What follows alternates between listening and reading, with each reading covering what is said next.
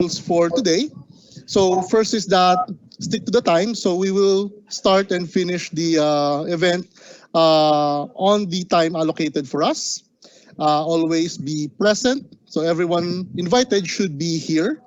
Try to look good. So even though we're using a virtual environment, it is still better to be presentable. So um, find a quiet place.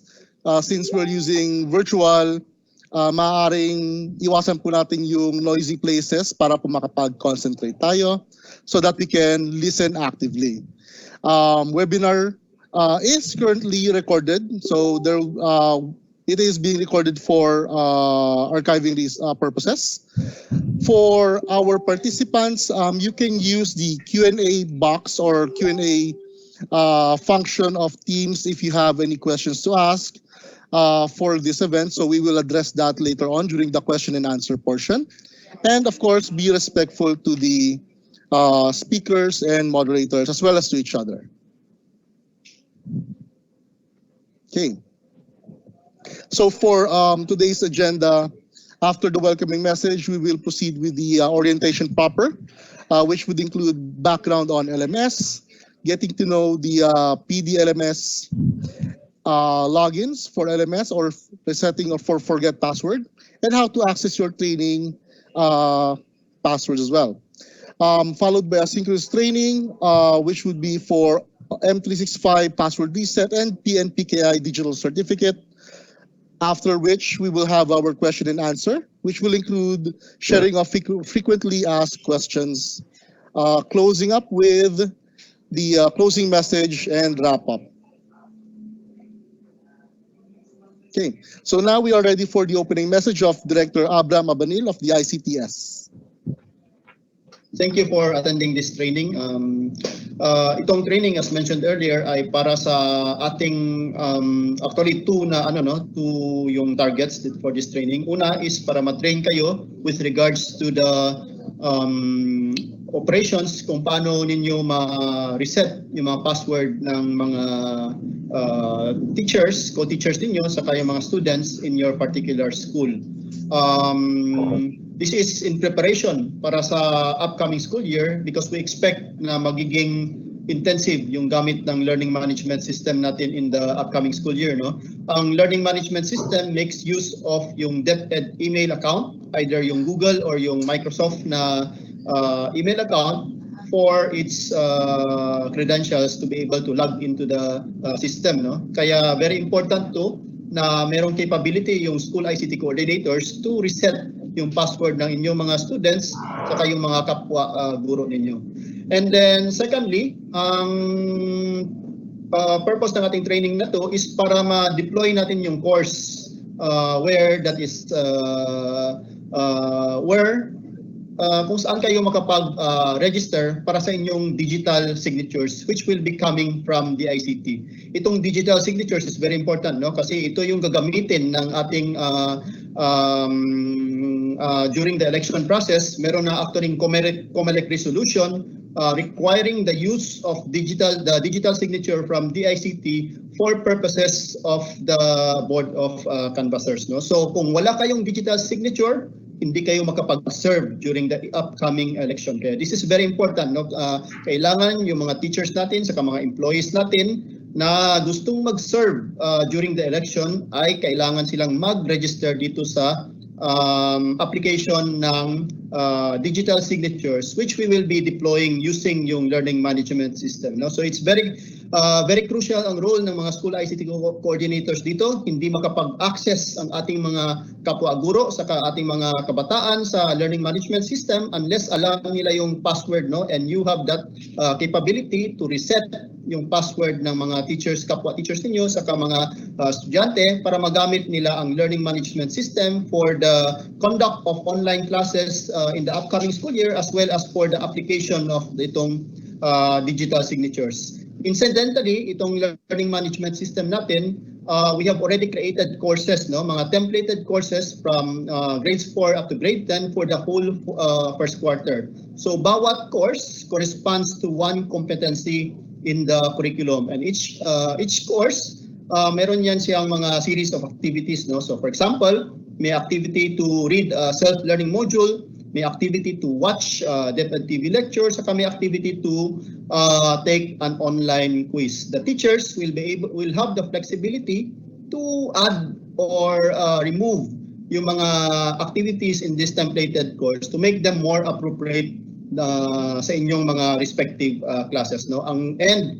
Very important dito sa learning management system is that it already has online quizzes incorporated inside the system, kaya pwede ninyong ma-track kung effective ba ang inyong pagtuturo sa inyo sa klase sa current conditions kahit walang face-to-face classes do. And secondly, pwede din niyo ma-monitor kung gaano katagal ginawa or nag-access yung isang bata sa isang activity, no? For example, required sila to read a particular self-learning modules, makikita ninyo kung ilang minutes siya open ng activity na yon. For example, kung 1 minute lang, most likely hindi siya nagseryoso, no? So pwede ninyong babantayan yung inyong mga students and learners in a more effective manner using the learning management system. So with that, I hope na laki yung matutunan niyo kung paano mag-reset ng mga passwords dito sa learning management system para maging effective yung implementation natin in the upcoming school year, as well as yung pag-register ng mga ating mga digital signatures. So maraming salamat ulit sa inyong lahat. Okay. Thank you very much, Director Abram Abanil, for the opening remarks. So, as Director Abanil said, this event or this orientation is important since it does cover yung PNPKI, which is yung digital signature, as well as managing the resetting of passwords for LMS and M365. So, yung control po ng access ng mga users will be discussed po. So it's important for us to know how to go about it effectively po.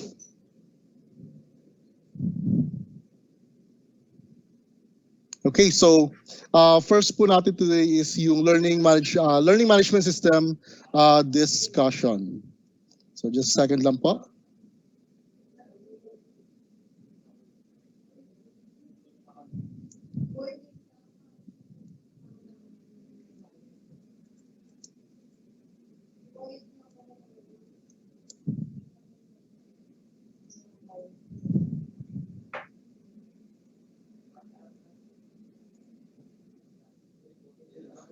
Okay, so we'll just prepare the videos for the learning management system.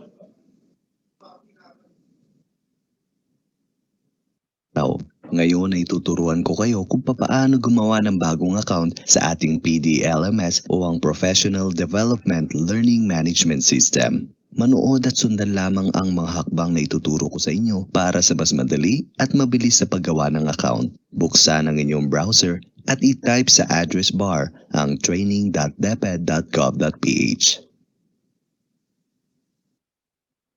I-click ang login at piliin ang new account. Ngayon ay makikita nyo na hihingi ng inyong username, password, email address, first name, last name, city or town, at country. Una ay ang username. Gumamit ng username na siguradong hindi nyo makakalimutan. Halimbawa ay ito. Sa ating mga DepEd teachers, ang advisable na gamitin natin ay ang ating DepEd email account bilang username para hindi na rin tayo mahirapang alalahanin ang ating username. Halimbawa ay markanthony.papa006@deped.gov.ph.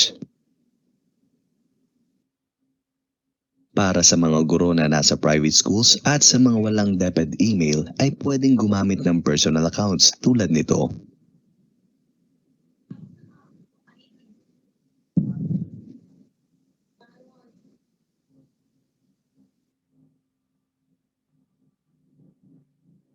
At sa ating password, kailangan masunod ang requirements na hinihingi tulad ng at least 8 characters, at least 1 digit, at least one lowercase, at least one uppercase, at least one non-alphanumeric characters tulad ng asterisk, hashtag at iba pa. Para sa ating email address, pwedeng i-copy-paste na lang. Kailangan parehas ang email address sa part na ito.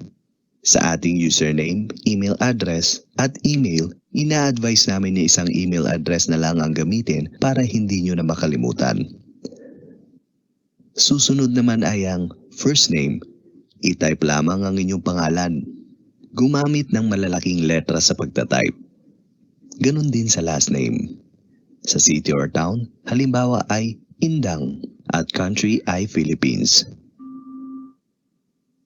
At para sa security question, i-click lamang ang I am not a robot. I-click ang create my new account. I-click ang continue.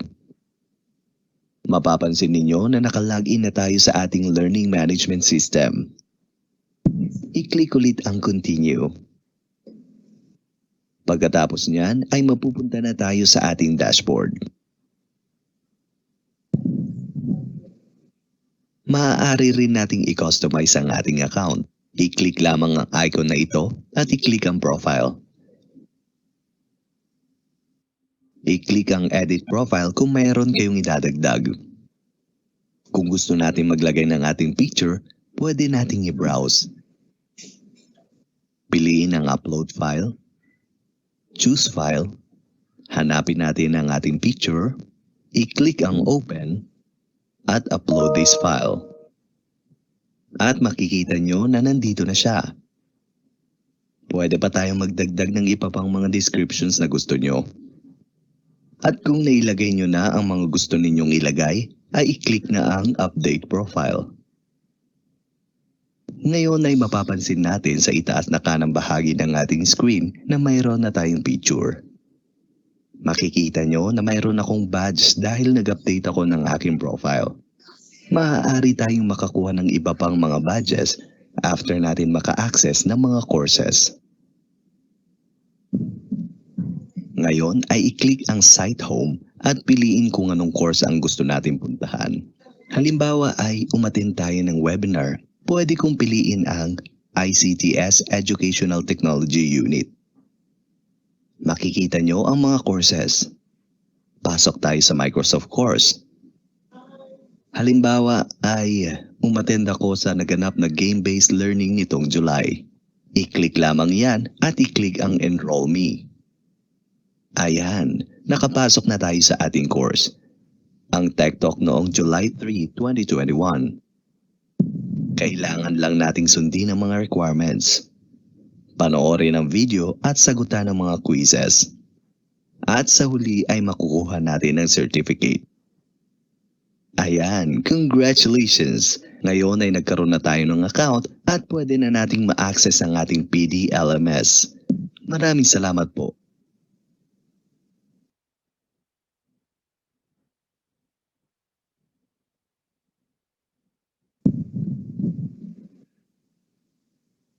Isa ka ba sa mga nakalimot na ng password sa ating PD-LMS? Huwag kang mag-alala dahil ngayon ay tuturuan ko naman kayo kung papaano ma-retrieve o ma-reset ang ating password. Ang kailangan lang ay natatanda nyo pa ang inyong username o ang inyong email address. Ito ang dahilan kung bakit ina-advise natin na ang inyong dapat email na ang inyong gamitin upang hindi na kayo mahirapang tandaan ang username o email na ginamit nyo. I-click lamang login at piliin ang forgotten your username or password. Ngayon ay mas madali na nating mariretrieve ang ating password sa pamamagitan ng paglalagay natin ng ating email. Halimbawa, ito ang email ko na nakalimutan ko na ang password. Pagkatapos ay i-click ang search.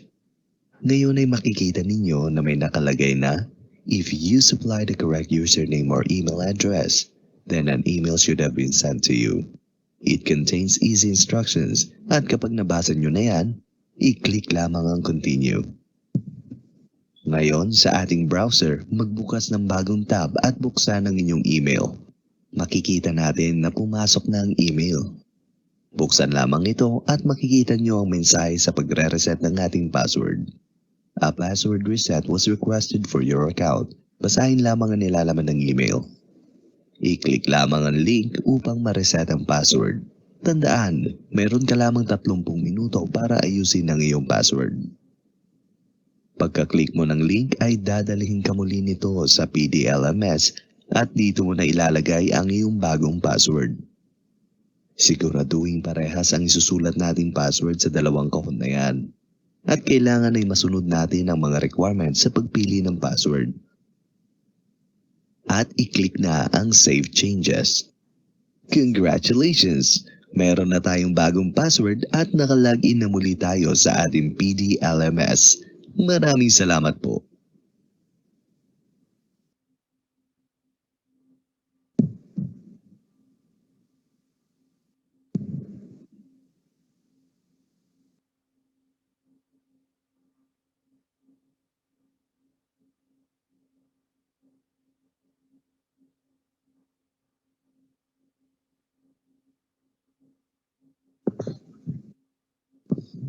Okay, so that was for the learning management system. So now moving on to the question and answer portion of our discussion. So before we proceed with the questions that have been posted, let us just see the FAQs or the frequently asked questions regarding LMS. Okay. So we have currently three. So first is, paano po kapag may account na before pero hindi DepEd email ang ginamit na username? Okay lang po ba yon? Okay. So may I ask for our resource person for LMS to answer the questions for or to give the answers to these frequently asked questions.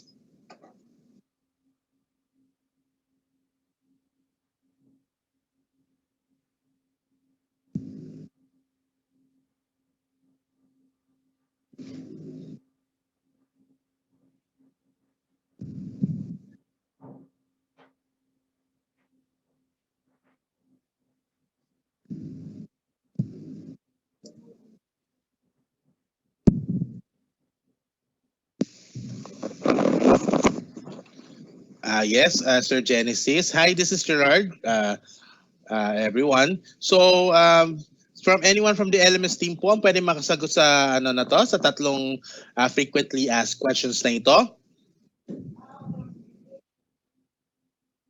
Anyone po from our LMS team? Good morning po, Vicky Zapata po from LMS team.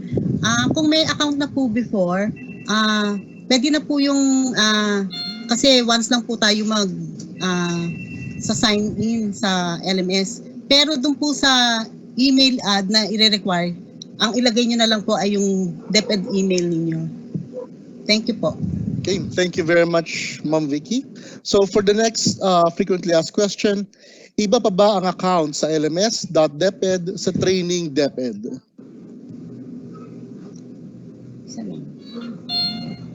Kasi po, dalawang link po kasi yan. Yung training.deped.gov.ph ay yan po ay yung para sa PD, LMS. At yung LMS.DepEd po, yan po ang ginagamit sa regional LMS. Okay, thank you very much, Ma'am Vicky. For the last frequently asked question, kailangan po ba gumawa ng account ulit kung mayroon ng existing account? Kagaya po nung unang nasabi ko, isang account lang po. Yun lang po ang pagka naka-login na, yun na lang po ang gagamitin. Thank you po. Okay. So those are our frequently asked questions. Now moving on to the questions posted by our attendees.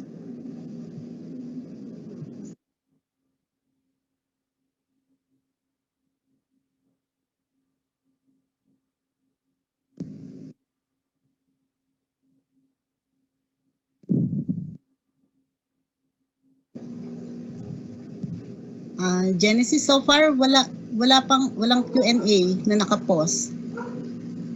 Okay. So, well, for our attendees, currently the question and answer portion is currently open. So, if you want to ask questions, just click on the Q&A button on the upper right of the screen, and you can post your questions here. So, I think may mga pumapasok na po Ayan. yata. Okay, meron na. Sylvia? Okay. Wait.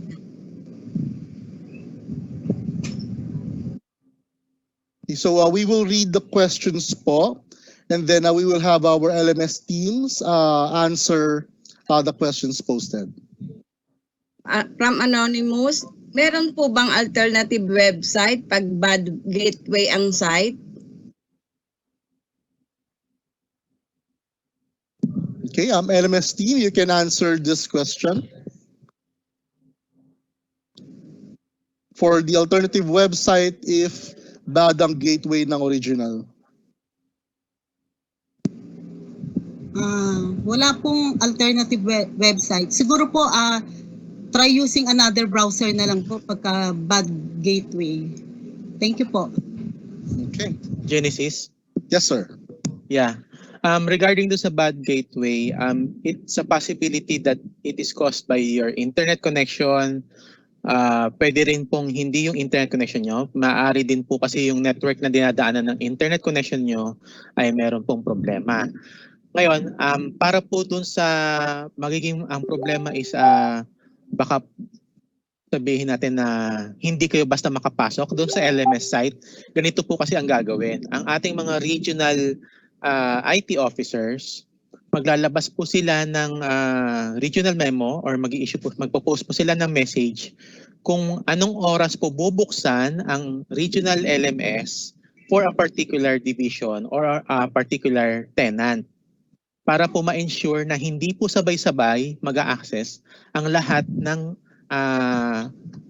gustong mag-access sa LMS for a particular na period. So i-schedule po nila 'yan kung anong division po ang pwedeng mag-access sa LMS for a particular time. So pakiantay-antay na lang po yung pong issuance na 'yon. Salamat po. Another question for Anonymous. Good morning po. Aslam po, ang mga non-teaching po ba like school senior high school ay kailangan din gumawa ng account sa LMS? Thanks po. Okay. Lahat po tayo sa field, kinakailangan po magkaroon po ng account sa LMS at mag-access din po.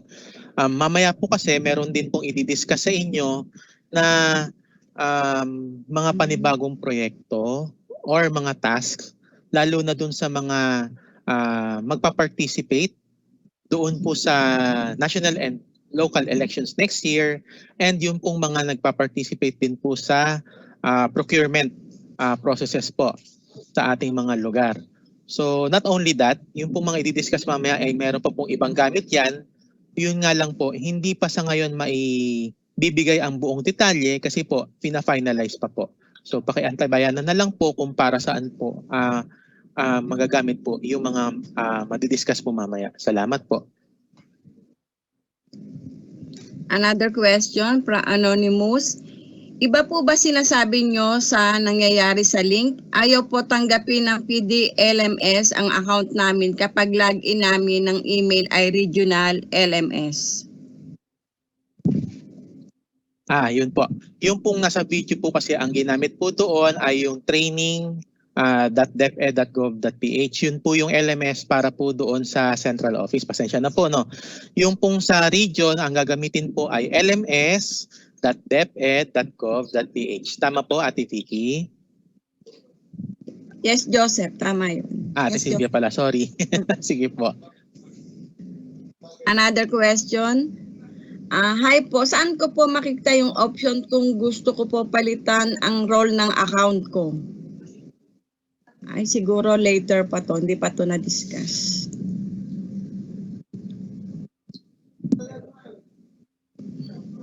Yes po.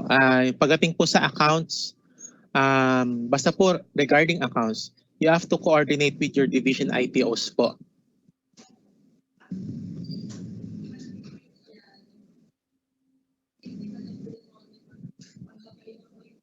Next po.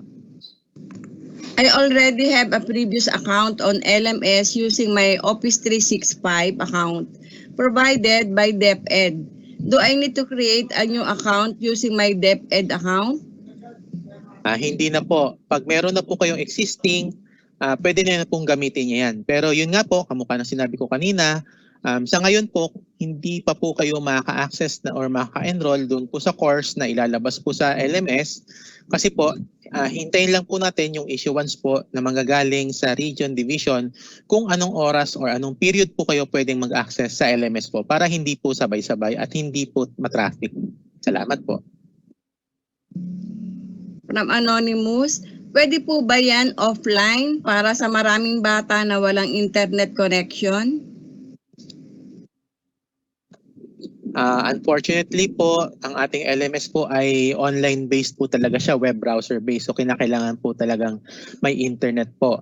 Pero ang ating pong region and division officials ay magbabanggit din po kung paano po ang gagawing paraan para po sa mga lugar na wala pong internet po. Kung ano po yung alternative nila. Salamat po. From Anonymous, good morning po. Pwede po ba magamit sa ranking yung mga certificate na makukuha sa PDLMS po? Credited po ba aside from learnings na makukuha namin? With regards po sa credits, service credits po, depende po yan sa course po na tinitake po ninyo sa LMS. Pero depende rin po kung saan po gagamitin at tsaka lang po sila makakapagsabi kung counted po iyon. Salamat po. Na-prompt po ako na may account na yung dati kong email. Yun pong DepEd. Ngayon, gumawa pa rin po ako ng bagong account. Ang username ko po ay DepEd, pero ang email ay Region 1 DepEd. Okay lang po ba? Kung meron na pong na-create before, sorry. Sige po. Sige lang, Joseph. Okay. Kung meron na pong na-create before na account, yun pa rin po ang gamitin ninyo kasi po existing na po yun at yun pong user account na yun ay unique po yun para sa inyo po. So, mas maganda po yun na po ang gamitin ninyo dahil nagamit nyo na po iyon. Kung hindi nyo na po may problema po kayo sa password, ipa-reset lang po atin ang password with our division ITOs. Salamat po.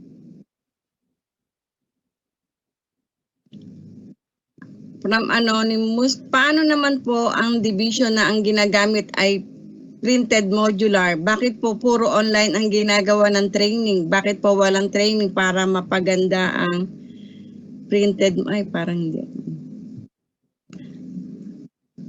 Para out of topic. Ikaw, Joseph.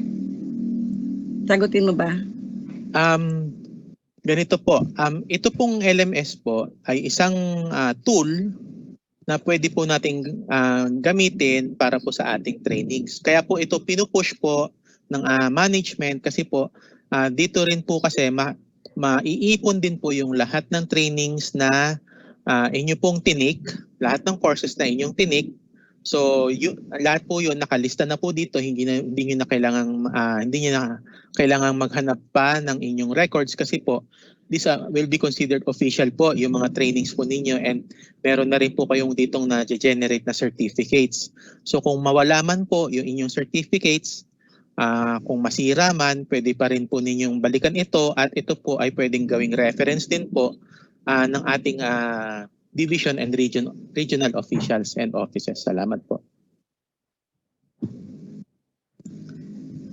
From Anonymous, magkaiba po ba ang LRMDS sa LMS? Thanks po.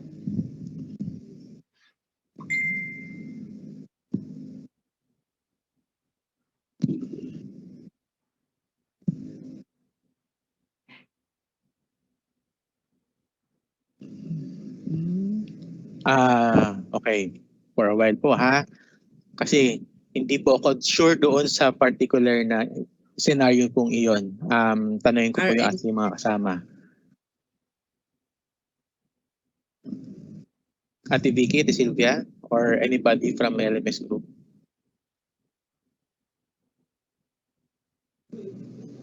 What do you mean by LRDMS at LDM? Hindi rin ako... MDS, ma'am, is LRMDS daw. yung LR portal. Yes, Gerard. Are you familiar? Yung sa ano po, yung LR MDS po, I believe is the LR portal. Ano? So magkaiba po ang LR portal saka at saka LMS. Kasi ang LR portal or LR MDS, yan po ay repository ng mga learning resources na ginagamit ng mga teachers for teaching students. On the other hand, yung LMS is yung actual learning system. Kumbaga yung mga resources for a particular topic is nandiyan na lahat, and diyan yung kukunin directly instead na kayo ang magde-deliver, ikukunin nyo sa sa source, then kayo ang magde-deliver. Basically magkaibang system sila. I hope nasagot po yung tanong na yun, ano? Okay, thanks Gerard. Thanks everyone. So, Jen, let's proceed. Okay. Okay. Thank you very much, Sir Gerard, Sir Joseph, and Ma'am Sylvia, Ma'am Vicky, for giving or reading out the questions and answering the questions for the LMS Learning Management System. So, we will now move on to our next item, which would be the PNPKI Digital Certificate discussion.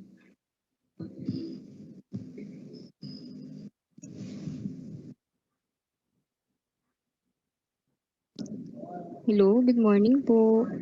Yes. Please Sir, go ahead. allow me to share my screen first.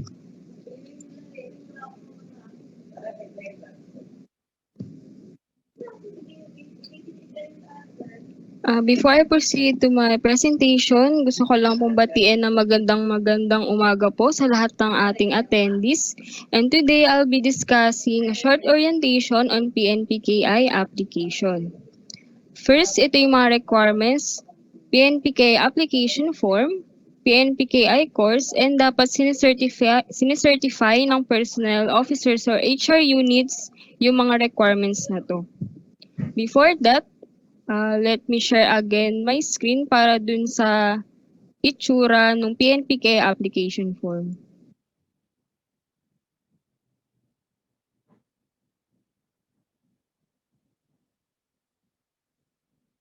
For the PNPKI application form, ganito yung itsura niya. And as you can see, may mga red boxes na kailangan i-fill out. And for your reference, naglagay din ako ng sample dito in which yung unang-una, kailangan mag-attach tayo ng clear ID passport picture. For the certificate type, kailangan naka-check both signing and authentication. For the method of activation, kailangan naka-check yung online download. For the applicant's details, as you can see, ang mga nare-require is yung last name, first name, middle name extension, and some of you might be asking, paano kapag walang name extension? Kaya ang lalagay natin doon is NA or not applicable.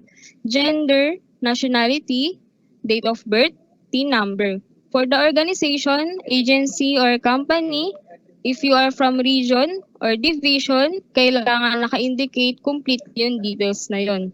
Just like this, na Department of Education Central Office. As well as for the organizational unit, department or division, kailangan din naka-indicate yung kung saang division tayo naka-assign. As we all know na ang DICT is not familiar kung ano-ano ba yung mga offices kapag in-abbreviate po natin yan. For the contact details, we have unit, room, or house number. Sa street, kung may subdivision name or village name, kailangan i-add na lang natin dyan. Barangay, municipality or city, province, zip code, landline number, mobile number, email address, which is ito yung DepEd email ad natin. Alternate email, which is yung personal email. And for the declaration, Isa rin to sa dapat i-ensure na dapat meron tayong date kung kailan na-accomplish yung form, yung place, yung name of applicant, and yung e-sign or e-signature. And also, din natin kakalimutan yung last page na dapat meron ding naka-reflect na details, especially the e-signature. And for the PNPKI course naman, ito yung mga details na meron sa LMS, which is yung last name, first name, middle name, suffix, email address, alternate email address, mobile number, residential address, station if central office, division, region or school, school ID which is applicable lang sa school, sex and PIN number. And dapat kung ano yung naka-reflect na details doon sa PNPK application form, same lang din dito sa isasagot sa course na to. And with that, I believe dun nagtatapos yung presentation ko. But before that, gusto ko lang din i-reiterate na kung sakaling kung di man ma-engage sa pag-serve sa election for next year, ine-encourage pa rin namin na mag-register for the PNPKI Digital Certificate. And with that, ibabalik ko na ang floor to Sir Genesis. Take it away, Sir Jen. Yes, thank you very much, Ma'am Ninya. So we will now move on to the question and answer portion for the PNPKI Digital Certificate.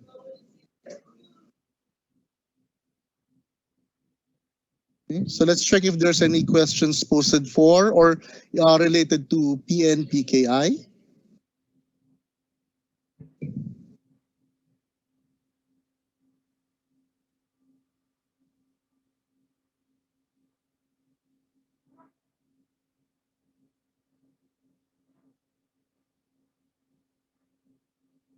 Sir Jen, Yes flash po. ko lang din po yung frequently asked questions for PNPKI for a while lang po. Yes, go ahead, Miss Ninya. Please go ahead.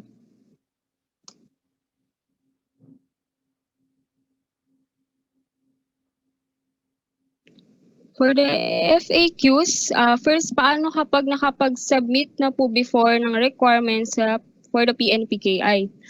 First pong tanong ko dito is nag-push through po ba yung application nyo through the ICT PNPKI? Kasi if not po, nire-require pa rin po mag-register sa PNPKI. Pero kung sakaling okay naman sa tingin ko need na lang din po inform yung division or region nyo na nakapag-apply na kayo for digital certificate. Need pa rin ba talaga ng passport ID picture sa PNPK application form? Yes, and dapat clear po yung passport ID picture na i-attach nyo sa PNPK application form. Hindi rin po allow yung stretch images. And paano kami mabibigyan ng copy ng PNPK application form? For that po, ito po yung link and I believe ifa-flash din po yan later on para magkaroon din kayo ng additional resources for PNPKI. Thank you po.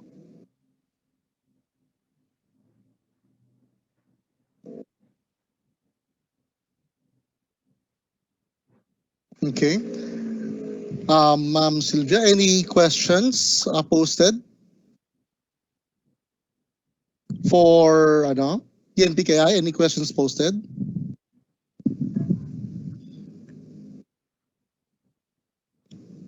Si Vicky, Vix. Thank you, Genesis. Good morning po. Ako po si Vicky Zapata. Ito mga question from Anonymous. Paano po ba ito ma-access sa eleksyon?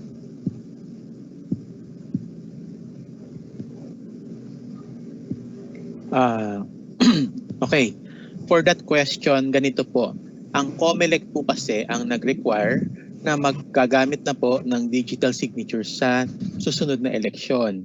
So doon po sa mga magsiserve sa election, COMELEC po ang o-orient sa inyo or magte-train po sa inyo kung ano po yung pagbabago sa sistema ng election for next year. At doon po nila din ipapakita ang paggamit po ng PNPKI Digital Certificate for your digital signatures po. Maraming salamat.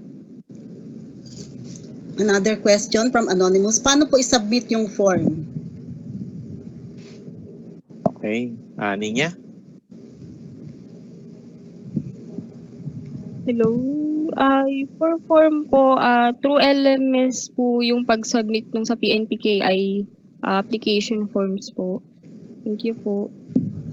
Yes, thank you Ninya. Ganito po, later on may ipapakita po sa inyong link kung saan po ninyo makukuha ang ibang materials and resources para po sa PNPKI project na ito. Ngayon po, nandun din po ang application form na kung saan ay pwede nyo rin pong i-download at pwede nyo na po itong fill upan. Pwede lang, ang kailangan lang po nito ay isang PDF reader na free para po ma-fill upan po ang inyong application form. Ngayon po, pakiintay lang po ang issuance po ng region and division para po sa submission ng inyong application forms. Nagaganapin po through LMS. Okay po, salamat.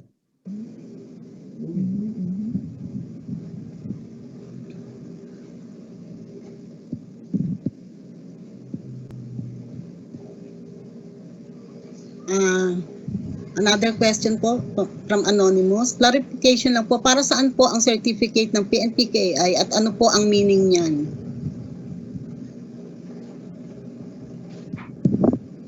Ninya? Paki-explain ano yung PNPKI daw. No po, yung PNPKI po stands for Philippine National Public Infrastructure, and ito rin po yung binigay na instruction na COMELEC na gagamitin para dun sa magsiserve sa election. Pero kung sakaling hindi po kayo magsiserve, yung PNPKI po is magagamit din nyo rin sa ibang bagay, like sa mga documents, particularly dun sa mga important documents na hindi na rin kayo i-require ng original sign for safety purposes po. Thank you po. Opo. So dagdagan ko lang. Later on po, yun nga po, magkakaroon din po ng issuance kung pati po yung guidelines kung saan po magagamit ang ating digital signatures. So ito po ay hindi lang para sa eleksyon, hindi lang po ito para sa procurement. Ito po ay magagamit natin later on pati po sa financial documents at kung ano-ano pa na ginagamitan natin ng official signatures po. Salamat. Okay, another question from Anonymous. Kailan po available ang PNPKI course sa LMS?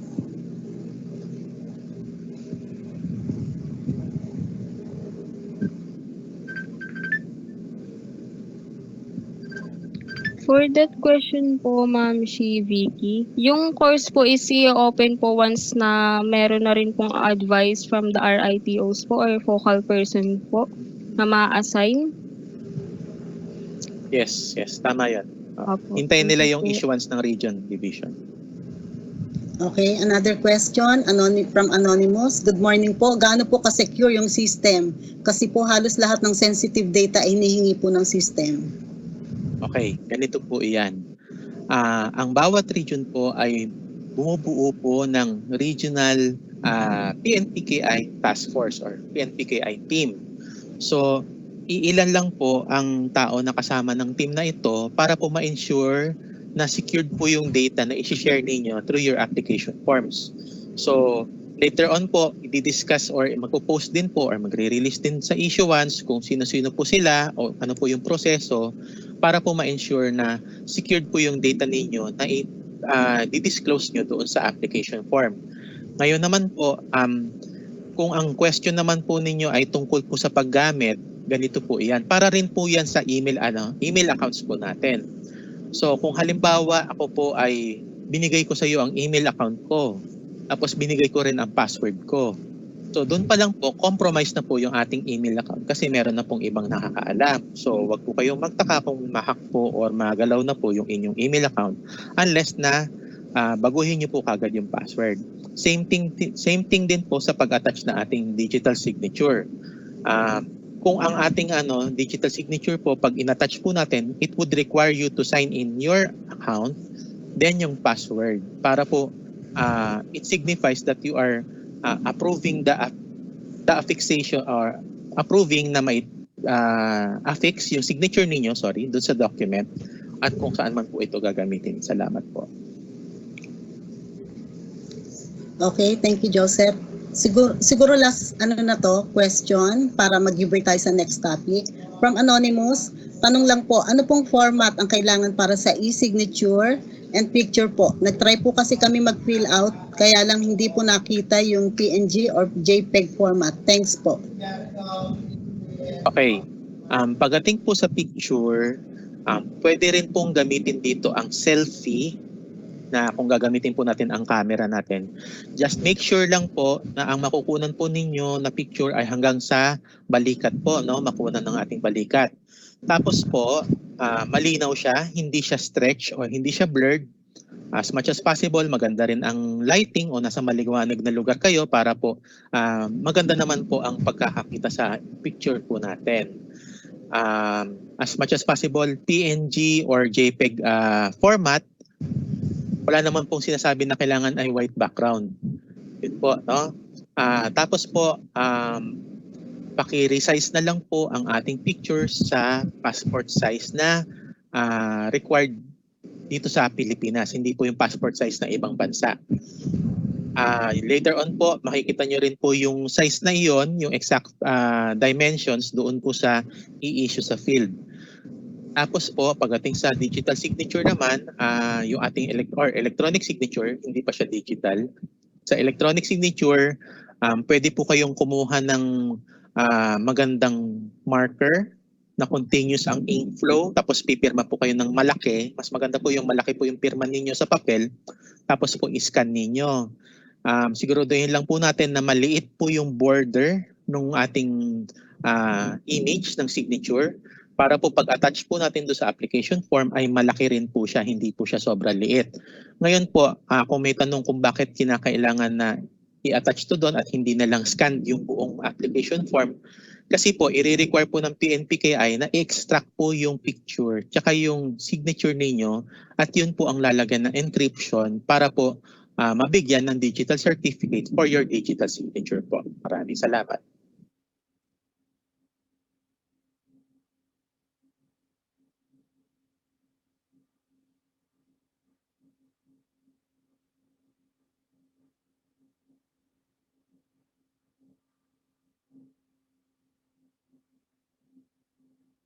So, Genesis, maybe we Yes. move on. Okay. Thank you.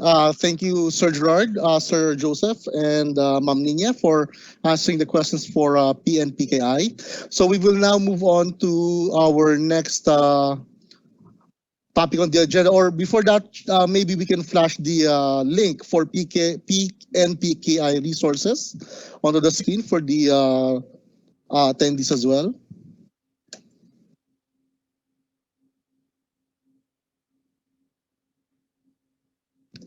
So if it wasn't flashed earlier, this is the PNPKI resources link. We will post this on the.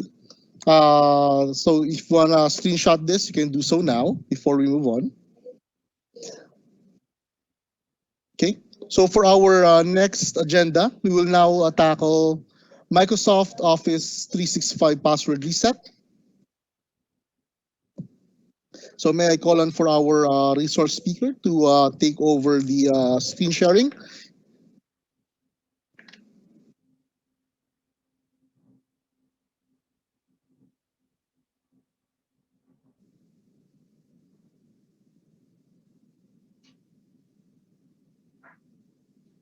Hello po, magandang araw sa inyong lahat. Ngayon po ay tuturo ko po kung paano po mag-reset ng password for learner's account. So first, pumunta lang po kayo sa application launcher at i-click nyo lang po ang admin. So once na na-click nyo na po yung admin, ito po ang lalabas sa inyong screen. So paano po ba mag-reset po ng password dito? So pumunta lang po kayo sa search bar at i-search nyo lang po yung LRN ng bata. So for example, si AJ or Colio, andito na rin po kasi yung kanyang LRN account. So once na na-search nyo na po kung sino po yung i-reset nyo pong password, i-click nyo lang po tong reset password. And then, ito po yung lalabas sa inyong screen. Lagi po natin tatandaan na dapat ito pong tatlong boxes na to ay dapat merong check. And then, your admin email, ilalagay nyo rin po dito. Then, click nyo rin po ang reset password. Once na na-reset nyo na po yung password, lalabas po yung bagong password po ng bata. Then, once na nakuha nyo na po yung password ng bagong bata, click nyo lang po yung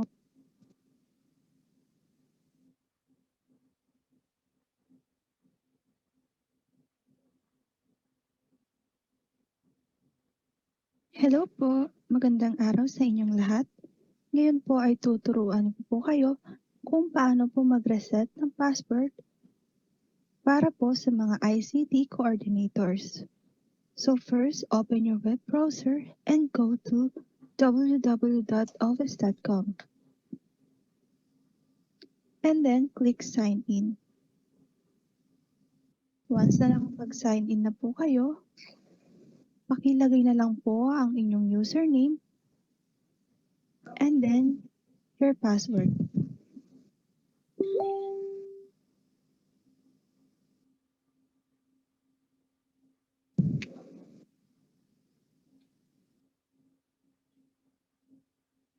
Once na nakapasok na po tayo sa ating account sa Office 365, pumunta lang po tayo sa application launcher. And then, click nyo po yung admin. Once na na-click nyo na po yung admin, ito po yung lalabas sa inyong screen. After po, hanapin nyo lang po ang navigation menu at i-click yung users. And select active users. Once na na-select nyo na po ang active users, ito po yung lalabas sa inyong account. So, paano po ba mag-reset ng password? So, pumunta lang po kayo dito sa reset password at may lalabas po na search by display name or username. Dito nyo po isa-search yung account na i-reset nyo po.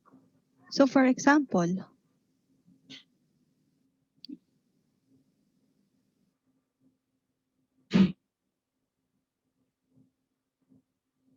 si Caloocan Central Elementary School po ang pinili ko pong i-reset na password.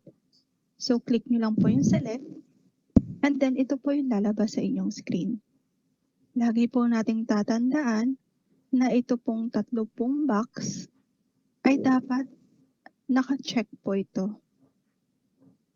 Then after po na naka-check po ang 3 boxes, pumunta lang po kayo sa reset password or i-click nyo po ito.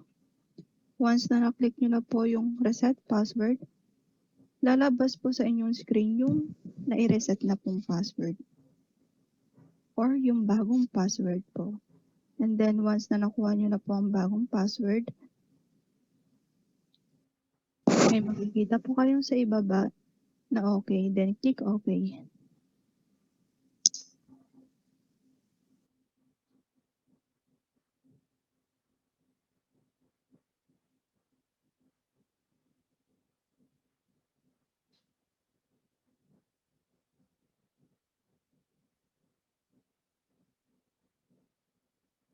Okay, thank you very much, Ms. Bea, for giving us an insight on Microsoft Office 365 password reset.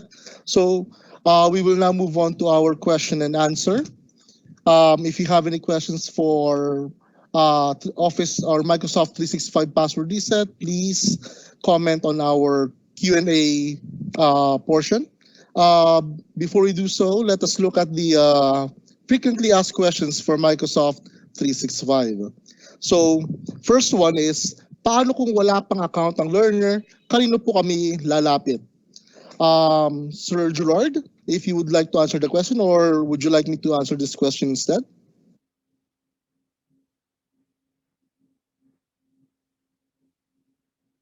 Siguro ako na lang po ang sasagot ito for the Microsoft 365. So pag wala pa pong account ang learner, pwede po silang lumapit sa kanilang ICT coordinator for the creation of their account po. So as of the moment, sila lang po yung may capability gumawa ng account ng learner po. Number 2, hanggang kailan pwede mag-reset ng password? Medyo unclear po yung question. Are you referring po na hanggang ilang beses po ba pwedeng mag-reset ng password or hanggang ilang tao po ang pwedeng mag-reset ng password? In case ang tanong nyo po is kung ilang beses po pwedeng mag-reset ng password, technically wala naman pong limit sa number of resets na pwedeng gawin. Although the lesser resets that you can do, the better for you to be able to remember your password as well. Kasi if you keep on resetting your password, that could affect yung, or syempre makaka-apekto rin yun sa usage din po kasi may downtime kayo when you're not able to access it. So technically wala naman pong limit sa number of resets na pwede mong gawin. Although better if you have less po. Bukod kay ICT coordinator, sino pa po ang pwedeng mag-reset ng accounts sa learners? As of now po, ICT coordinators lang po ang pwedeng mag-reset ng accounts for the learners. Sir Joseph, Sir Gerard, if you can add anything else to this question po siguro. Yes, meron pa po kasing inaasikaso pagdating po sa security ng ating accounts. So, please bear with us kung medyo mahirap po ang pag-escalate ng ating concerns pagdating po sa ating mga accounts. Rest assured po na meron po kasing inaasikaso kaya po para maayos din po yung sistema pagbaba po nito sa field. Salamat po. Okay, thank you very much, Sir Joseph. So that's it. Ma'am Vicky, do you have any questions for us posted by our attendees for Microsoft 365 password reset?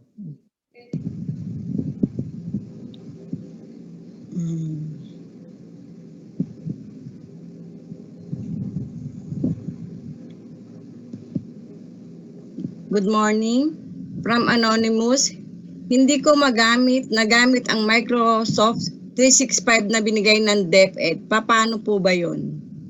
Okay.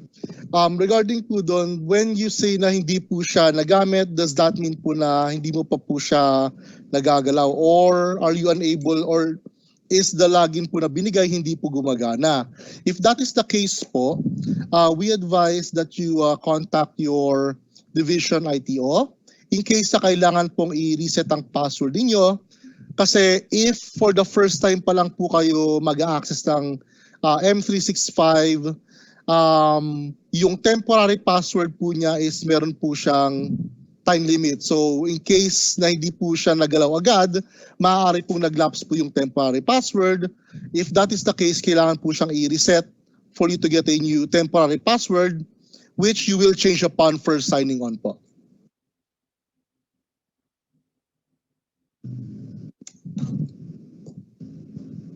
Okay.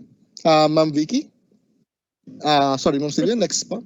Sorry. Good morning po. ICT coordinator lang po ba ang pwedeng mag-reset ng password? Depende po sa users. Ang ICT coordinator po, ang mainly pong hinahandle niyang reset ng password is for learners or students po. Pag teaching personnel or teaching and non-teaching personnel po ng division, that will be handled by the division ITO po.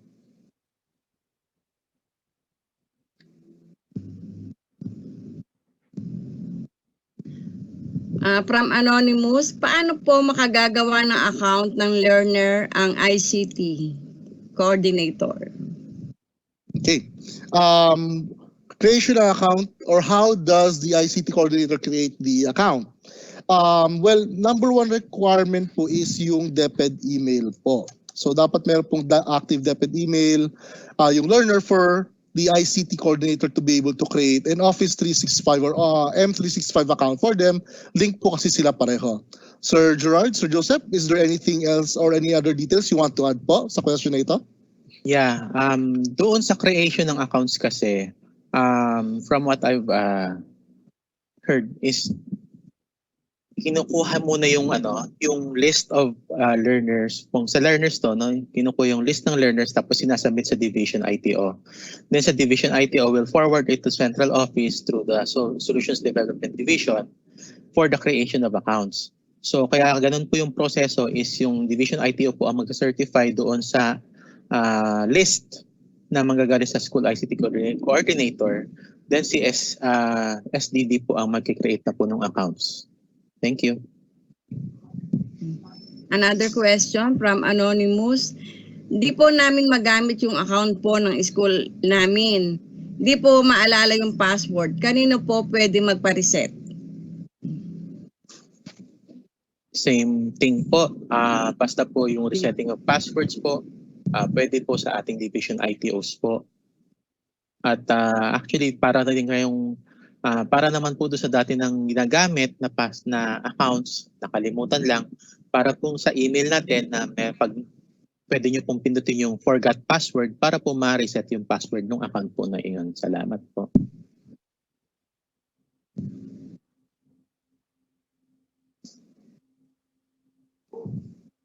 From Anonymous, good day po. Bakit po walang admin ang aking Office 365 pag click ko sa app launcher?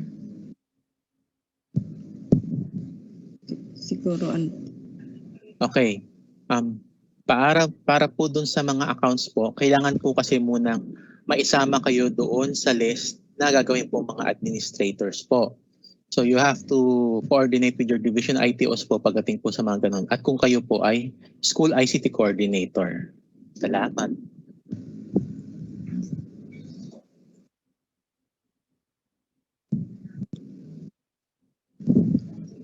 Anonymous, as ICT coordinator, makakapag-reset po ba kami ng account ng co-teachers namin? Hindi po. Ang ICT coordinator po, pwede po mag-reset ng password ng learners. Pag co-teachers po nila, ang makakapag-reset po niyan ay ang inyong pong division ITO po. Or pwede rin po doon sa nabanggit ko kanina, yung pong yung facility na kung saan pwede kang ipindutin mo lang yung forgot password pag enter mo ng iyong username. Thank you. From Anonymous, magkaiba po ba ang way ng pag-reset ng password sa Microsoft 365 doon po sa PDLMS? Salamat.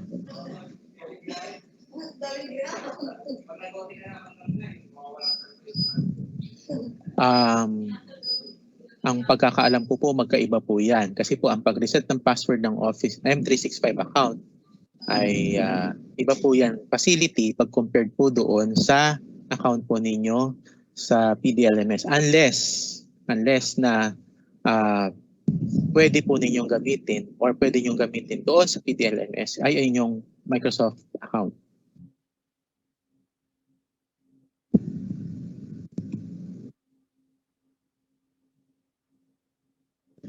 From Anonymous, paano po kung guro ang need or no M365 account sa school ICT po ba ang tutulong sa kanila or division ICT? Ma'am Sylvia, pwedeng paulit po? Paano po kung yung guro ang need or no M365 account? Walang M365 account. Si school ICT lang po ba ang tutulong sa kanila o division ITO? Basta creation po ng accounts po ng ating teaching personnel po, course through po natin sa division ITO po para po ma-submit po yung kanyang application or yung kanyang credentials sa central office for account creation po. From Anonymous, sino po ba dapat ang gumawa ng Microsoft M365 ng mga learners?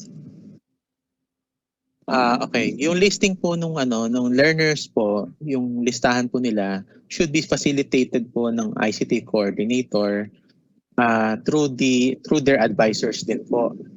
Then sasubmit po 'yun sa division ITO, then sa central office po.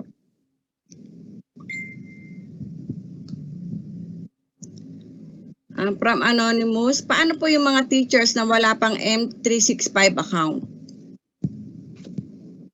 Gaya po ng nasabi ko kanina, coordinate lang po sila with their division ITO para po ma-submit yung kanyang credentials papunta pong central office. Thank you.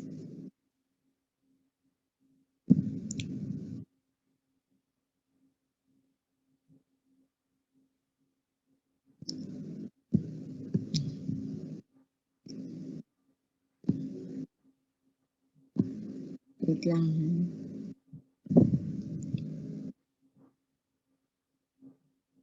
From Anonymous, hindi ko po ma-open ang M365 account ko. Pwede po bang magpa-create sa ICT coordinator ng new account?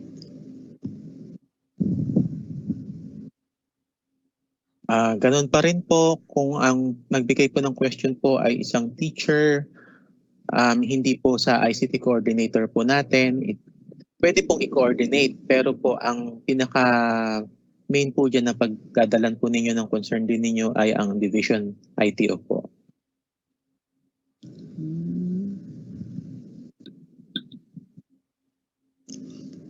From Anonymous, good afternoon po, sir. Paano po kapag ang Microsoft account po ng school ay hindi nakaset as admin? Hindi po namin ma-access ang learner's account.